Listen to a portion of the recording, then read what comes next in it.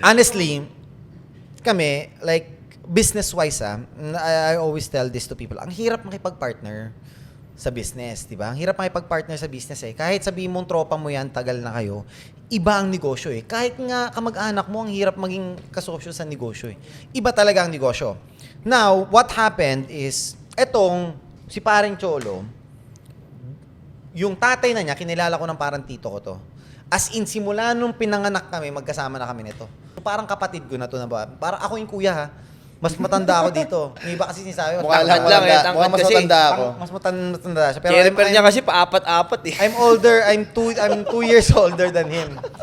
Ito naman si paring G. First year college pa lang kami, nagkakilala kami nito. No, first year college kami, syempre college ka pa lang eh. Parang high school ka pa lang yan. Actually kasi wala pang K-12 yun eh. Nagkakilala kami, same kami ng klase. FEU Makati to.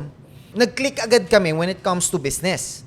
Ngayon, kada magkaroon ako ng business kasi, syempre, yung mga people that are closest to me, yun yung hinahatak ko.